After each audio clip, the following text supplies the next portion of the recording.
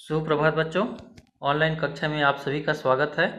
मैं मनोज साहू आज मैं पढ़ाने जा रहा हूं आप लोगों को कक्षा 12वीं के आरोह पुस्तक के काव्यखंड के पाठ आत्मगीत।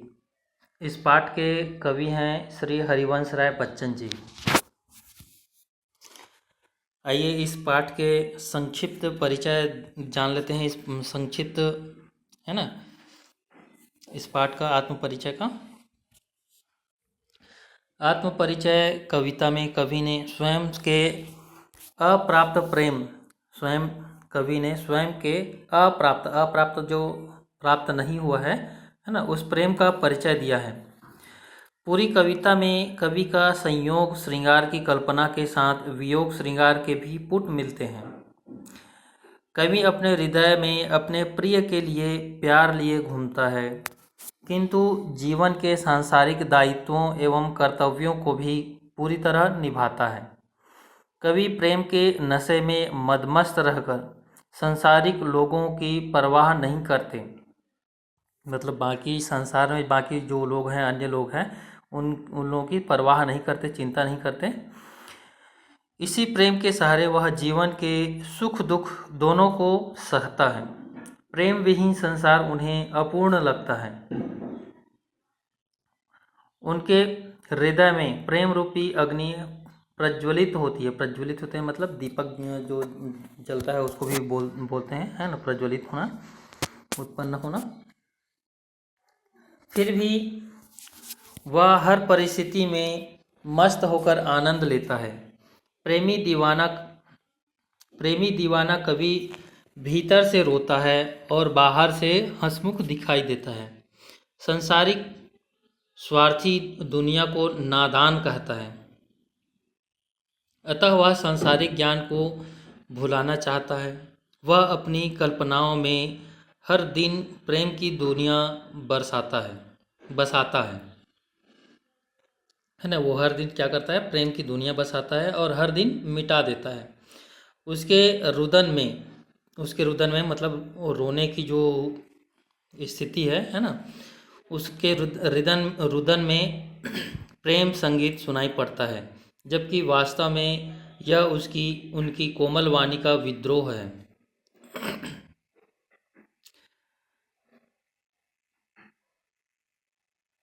कवि की प्रेम दुनिया खंडहर हो गई है।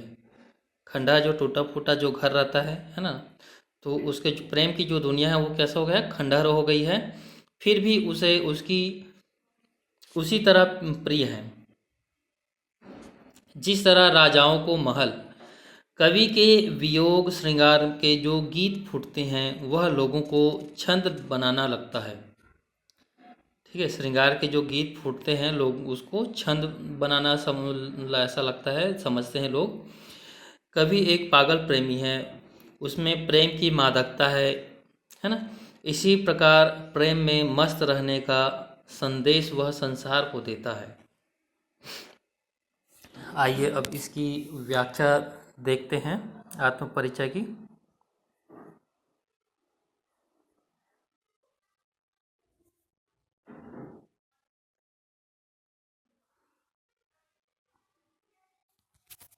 आइए, मैं जग जीवन का भार लिए फिरता हूँ, फिर भी जीवन में प्यार लिए फिरता हूँ।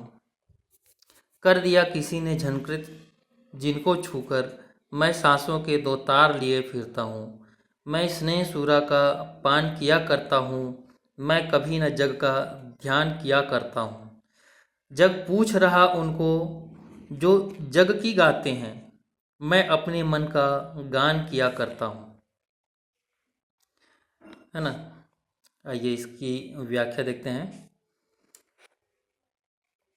संदर्भ में हम लिखेंगे प्रस्तुत पंक्ति हमारी पाठ्य पुस्तक आरोह भाग 2 के आत्म परिचय शीर्षक से लिया गया है। इसके रचयिता छायावादोत्तर काल के कवि हरिवंश राय बच्चन जी हैं। प्रसंग में हम लिखेंगे उपरोक्त काव्यांश या पंक्ति काव्यांश में कवि ने अपने प्रेम व्यक्तित्व का परिचय देते हुए दुनिया के साथ द्वंद्वात्मक संबंधों को उजागर किया है। उजागर करना मतलब प्रकट किया है या दिखाया है। आइए व्याख्या देखते हैं इसका। कवि कहता है कि मेरे ऊपर सांसारिक जीवन का दायित्व है। मैं उन दायित्वों और जिम्मेदारियों का बोझ लिए हुए हूँ। ऐसे में किसी प्रिय ने मेरी हृदय के सांसों के तार को छू लिया है, जिससे प्रेम संगीत बज उठे हैं। अर्थात कवि को किसी से प्रेम हो गया है। मैं स्नेह रूपी मदिरा का सेवन करता हूँ, अर्थात प्रेम के नशे में डूबा रहता हूँ। लोग मुझे पागल प्रेमी, आवारा, दीवाना कहते हैं। मैं उनकी परवाह नहीं करता हूँ। संसार में उन्हीं लोगों का गुणगान किया जाता है जो सांसारिक लोगों से मेल जोल रखते हैं। मैं तो अपने मन की प्रेम भावना का गीत गाते हुए घूमता रहता हूँ।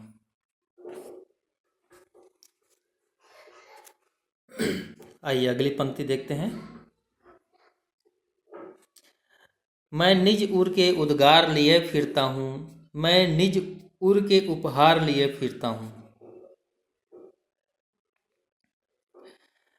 है यह अपूर्ण संसार न मुझको भाता, मैं स्वप्नों का संसार लिए फिरता हूँ। मैं जला हृदय में अग्नि दहा करता हूँ, सुख दुख दोनों में मग्न रहा करता हूँ। जग भव सागर तरने को नाव बनाए, जग भव सागर तरने को नाव बनाए। मैं भव मौजों पर मस्त बहा करता हूँ। संदर्भ तो आप लोगों को मालूम ही है, पहले बता चुका हूँ, है ना। अब इसकी प्रसंग में हम लिखेंगे। प्रस्तुत काव्यांश में कवि ने अपने हृदय के उद्गार, स्वप्नों और जीवन के सुख दुख का वर्णन किया है।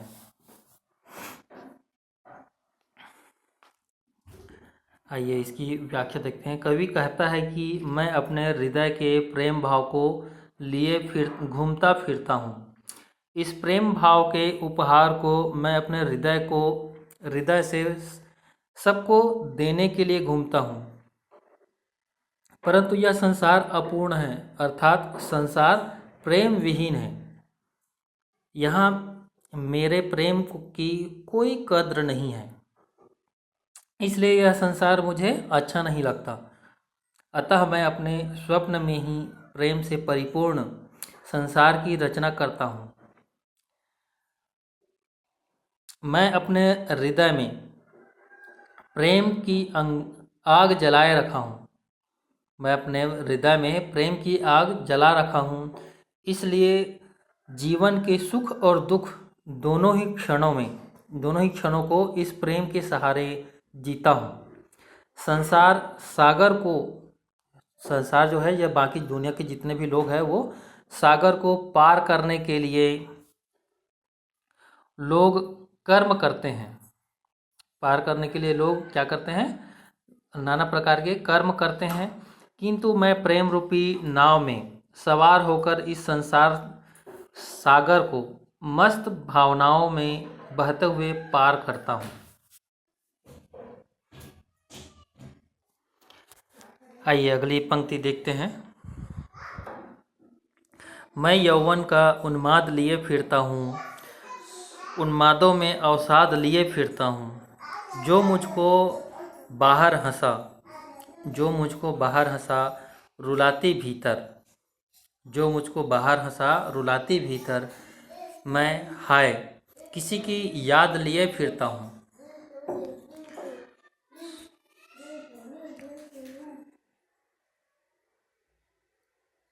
कर यत्न मिटे सब सत्य किसी ने जाना, कर यत्न मिटे सब सत्य किसी ने जाना।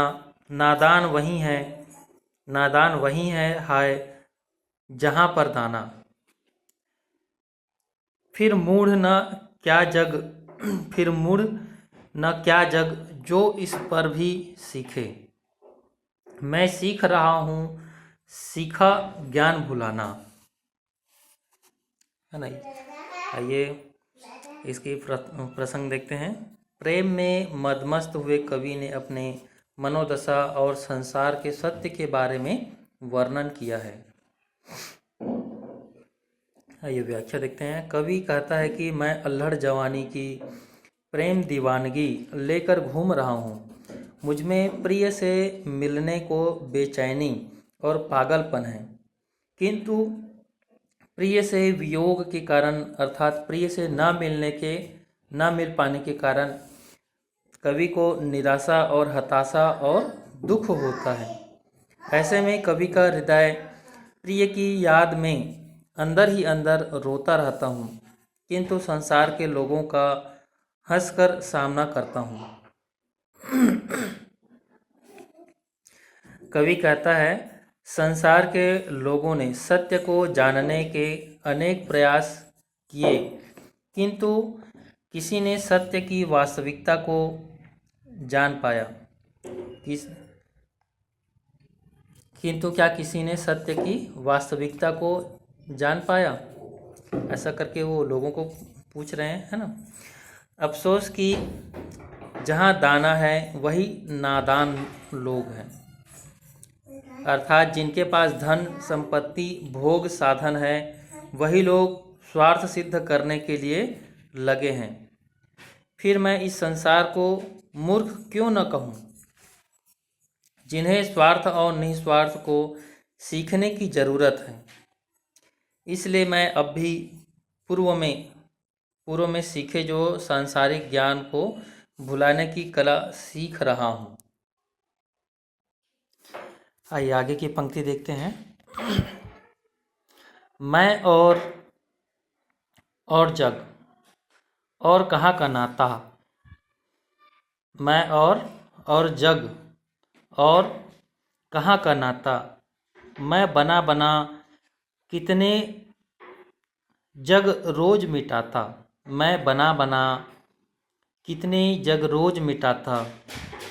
जग किसी पृथ्वी को जोड़ा करता वैभव, जग जिस पृथ्वी पर जोड़ा करता वैभव, मैं प्रति पग से उस पृथ्वी को ठुकराता। मैं निज रोदन में राग लिए फिरता हूँ, शीतल वाणी में आग लिए फिरता हूँ। हो जिस पर भूपों के प्रसाद निछावर, मैं वह खंडहर का भाग लिए फिरता हूँ। आइए इस पंक्ति की प्रसंग हम इस प्रकार लिखेंगे। प्रस्तुत पंक्ति में कवि ने अपने और संसार के बीच के संबंध को व्यक्त किया है। व्याख्या देखते हैं। कवि कहता है कि मैं और यह संसार भिन्न भिन्न है, मतलब अलग अलग है, अर्थात कवि की चाहत, उसकी सोच संसार के लोगों से अलग है। इसलिए मेरा तुमसे विशेष संबंध नहीं हो सकता। मैं अपने ख्वाबों में, अपनी कल्पनाओं में हर रोज कितने ही अनगिनत प्रेम दुनिया का निर्माण करता हूँ और मिटा देता हूँ। सांसारिक लोग जिस भौतिक सुखों को इस पृथ्वी अर्थात सांसारिक दुनिया में एकत्र करते हैं, ऐसी पृथ्वी को, दुनिया को मैं हर कदम में ठुकराता हूँ। मैं अपने प्रेम वियोग में जो रुदन करता हूँ, मैं अपने प्रेम वियोग में जो रुदन करता हूँ या रोता हूँ, उनमें जो प्रेम गीत निकलता है, उनसे जो प्रेम गीत निकलता है उसे गाते घूमता हूँ। ऐसे मधुर प्रेम गीत मेरी शीतल वाणी से निकलता है, किंतु वह प्रेम की ऊर्जा और गर्माहट लिए हुए हैं जिस प्रेम के लिए राजा महाराजाओं ने अपने महलों को न्यौछावर कर दिया। उसी प्रेम के लिए मैं अपनी प्रेम दुनिया का खंडहर भाग लिए फिरता हूँ या घूमता हूँ।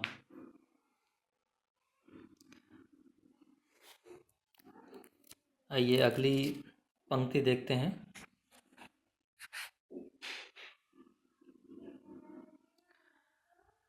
मैं रोया इसको तुम कहते हो गाना, मैं फूट पड़ा तुम कहते हो छंद बनाना।